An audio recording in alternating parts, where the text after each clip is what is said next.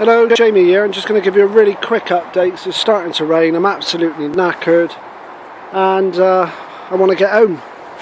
But I also wanted to do an update before I go back to work tomorrow, just in case I don't get time. I wanted to show you the fruit plot. I've now harvested all the fruits apart from the blackberries at the back there, which are just turning black now, so I'll be harvesting them soon. And here I planted 60 strawberry plants, and that's all off runners from my own strawberries, so very good. The good bit of news is I've taken over this plot next door. I don't know if you can remember, but I had it covered. Right, you won't realise this, but there's been an interruption in the video because I did start chatting to another plot holder and he was showing off his magnificent new greenhouse. So I forgot where I was and what I was talking about. Yeah, these are 60 new strawberry plants, I said, and they come from runners off my old plants. That's where the brassicas were, that's my Bristol accent.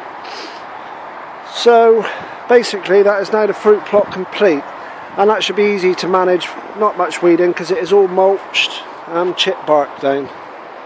In here, I don't know if you can see, I've got to go very careful, there's a wasp's nest inside that compost. I was just about to turn it out at the weekend. I sat down having a drink and I noticed loads of wasps going in and out. As you can see, they're going in. I'm not going to hang around here because that's a big nest, I think. There's quite a few going in at a rapid rate. Anyway, the latest bit of news since I last done a video is I've taken on this plot. I think I was just saying that, and I covered it if you remember. I knew he wasn't coming back, but I didn't want to count my eggs before the count my chickens before the eggs had hatched. But the council rang me to ask if I wanted it because Will, the former plot holder, had said I was interested, and my name was on the list anyway.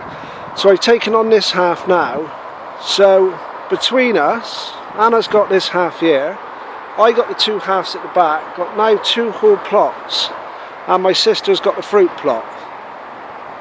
So that's it now, the empire's complete, the Milton empire's complete, we don't want no more. Between the three of us, that's more than enough.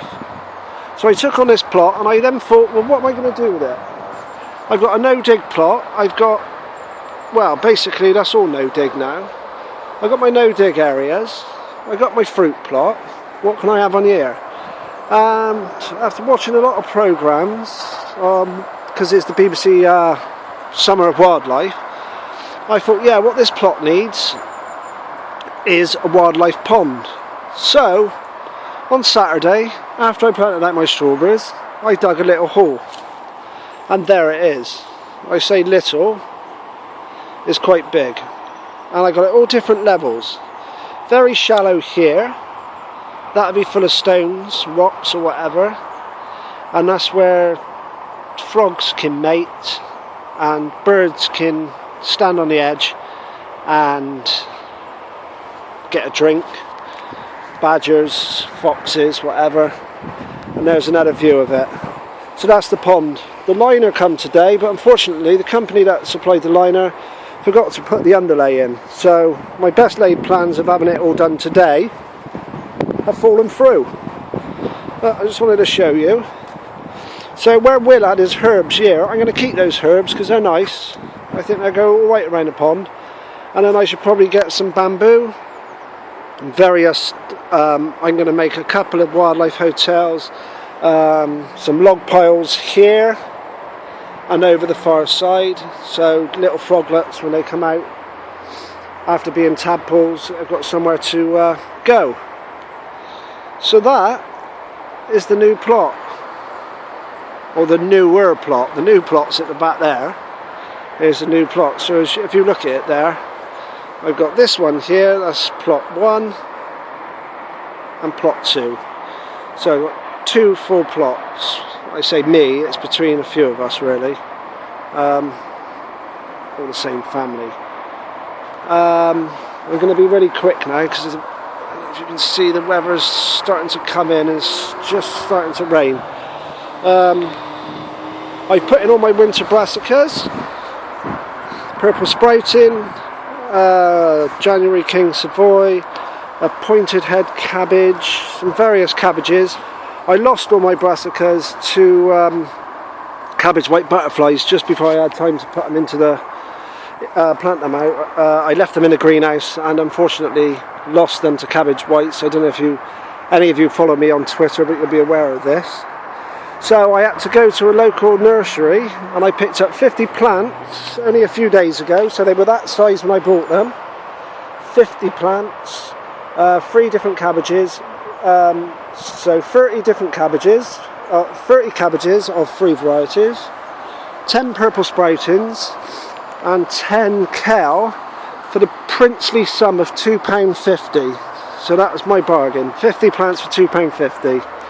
Here's my celeriac, and I done a bit of catch cropping in between with lettuces, but I got a funny feeling the lettuces are actually stopping my celeriac putting on weight, so they may have to come out. Sweet corn, started eating that now. Sprouts at the back there, they're up nice and high. Dead over there is dead for the moment. I took the peas out and I had a good crop off them in the end. Wasn't too bad at all. Celery is looking fantastic, looking really good. I might start taking bits off that now, just picking from the sides and putting them in soups and various things. Wildflowers have now gone over. There's a few left there. It's all gone to seed, so that'll just be left like that for the birds to munch on in the winter, and the rest to drop and hopefully self-seed for next year. On the new plot, I've just planted out some more French dwarf beans. Behind's my Florence fennel, and then behind again is beetroot, which I've harvested some today. That's now ready. Carrots are ready in the bins. I've been eating them. Monge too, golden sweet. There we go. Look, they're doing fine. Lovely raw, nice in salads there. There's the kale over there. So I've still got some January Kings that didn't get ate by the caterpillars, so I'll be putting them out soon as well. So most of the beds, once I get my garlic and everything in, will be in use through winter. There's my comfrey, that's come back up again, just first flowers coming on it after I chopped it right back down to the ground. Lots of sunflowers, into the jungle we go. We got butternut squash down here. There we go, loads of fruits, you can see them all. Green at the moment, obviously, still a bit of time to go. Although I did have my first pumpkin last week. Climbing French bean cobra, they've been prolific, they've been brilliant. Runner bean St. George, that's a nice size. Pick that. People say they're poisonous, but I eat them raw. They haven't killed me yet. Coming up round the summer house, all my cosmos, lobelias, French marigolds. That's a lovely view across. That's lovely, you just sit amongst that, and behind you've got all the sunflowers. It's lovely. This video is going to be a bit quicker. I was saying it's going to be a bit quicker, but I'm already on 8 minutes. There's my pumpkins. I can just show you that. It's like a jungle. And down in there, look, you can see one. He's almost ready. I've had one already, like I said. Been really quick. Got some carrots, some chard, some Italian beetroot, some more fennel. Coming back round, there's my leeks I planted. They finally put on some growth. They're not massive though, not expecting big leeks this year. Behind you can see that's my asparagus forest. Lovely sunflower there, it's huge. Looking across you can just see how much everything's grown. It really is quite magnificent. Right, and then coming back up, give you a different view across and down. It really does look gorgeous, I have to say. I won't take you into the polytunnel, but you can see it's just continuous, non-stop tomatoes. And that's been like that now for God knows how long, at least 6 weeks. And there's still hundreds of green ones on there. I go away on the 23rd of September and I think these are going to be going on and on and on. The plum tomatoes, they collapsed with the sheer weight of them. But they're fine. I've let the air in. They look a bit messy, but they're fine. I'm eating them. They're gorgeous. My grafted tomatoes are doing fine. Not doing what I wanted them to do, but they're doing fine. Got some love in the mist there. Beautiful. Lots of sunflowers at the back there. Coming through. I don't really want to go in the greenhouse. It's a mess. There's the greenhouse. There's still a few crops to go out, but there we are. There's my purple sprouting broccoli. That's what's left of it. The caterpillars had a good feed. My own fault. I let it go. Cucumbers. There we are. Nice big cucumber there. More tomatoes. Lettuces I've let go. I've missed a few things. Obviously, like when you do get an allotment, it doesn't matter if things go over, if you have a glut of anything and you can't get rid of it, don't worry about it. Just chuck it on a compost. Next year's compost is great. Coming through here, I've got more butternut squash. Some wildflower. I don't know what this one is. Someone might be able to tell me. And more sunflowers. Look at this one here. It's multi-headed. It's just loads and loads of heads on it. There's a bee going in now. They love it. And I just want to show, as you can see here, look, it's not all lovely, perfect plot. Because as you can see down here, there's loads of bindweed. So sometimes on my videos I might only show the best bits. Well, that's normal, isn't it? Apples on the trees for the first time. Lovely. Yeah, like I say, you do only show the best bits. But there we go. Look at the floor down there. It's full of bindweed. There's bindweed climbing at that tree. That all needs sorting. So it's not perfect. And that's only like, leave it a week and that's what it's like. A couple of weeks. Yeah, it's hard bloody work having an allotment. And I think a lot of people don't realise this. I'm not going to be disparaging towards next door.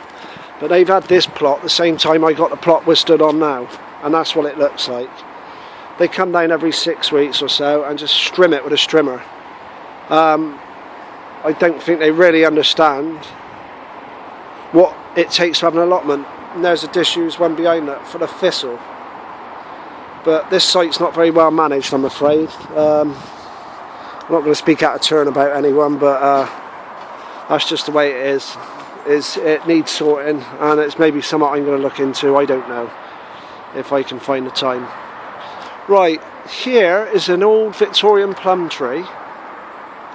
But this is happening every year. The plums are going like this. They're getting scabby, and then when they go purple, they're just seeping out loads of sap, and then they go mouldy like that. I don't know what it is. Is it a disease? Is it something I'm never going to get rid of?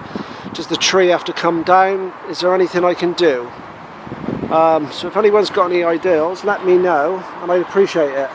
And it's not just that tree, it's this tree here as well as the same. See, all brown, mouldy, gunky plums. There's some sort of like oh, I don't know, but it's like a dampness thing. There's my buddleia, which I chopped right down to the ground like good old Monty Don told us to do. And that's been full of butterflies. So that's my quick tour. See, that's taken another 15 minutes nearly to do that. That's my quick tour of the plot. So thanks for watching, and I'll see you all again soon. Take care, bye for now.